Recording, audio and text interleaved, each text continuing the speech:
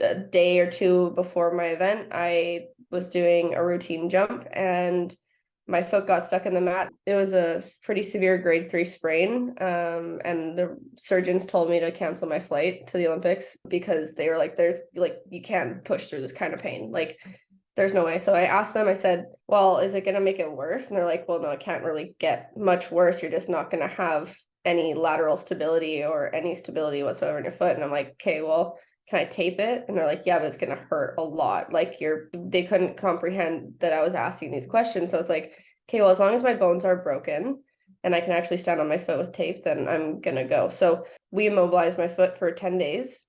And then on the 10th day, I got back into the pool and started doing like light stuff. Obviously, like I couldn't quite weight bear at that point, but I was visualizing every single day. I showed up to the pool. We worked 5 hours a day on my foot. It was around 2.5-ish hours of like physio rehab, trying to get rid of the swelling and all of that.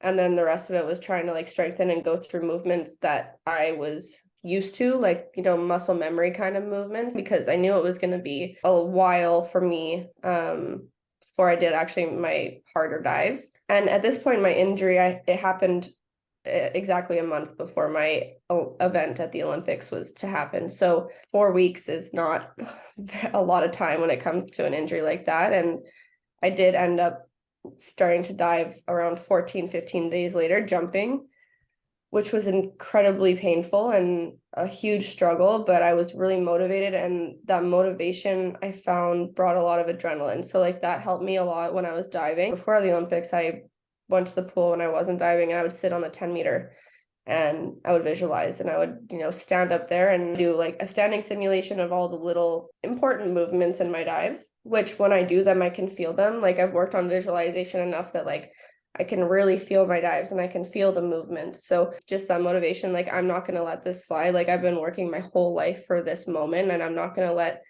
my ankle hurting get in the way of me going to the Olympics. I had a really supportive atmosphere and environment, but I'm still struggling like with the trauma and the trusting my body and being able to train and kind of getting coaches to understand, just because I pushed through that amount of pain at the Olympics doesn't necessarily mean that I can push through it every single day of my life. I was able to push through that pain because I knew it was only a month. After that event, I knew I was like, Kate, I don't ever have to do this again.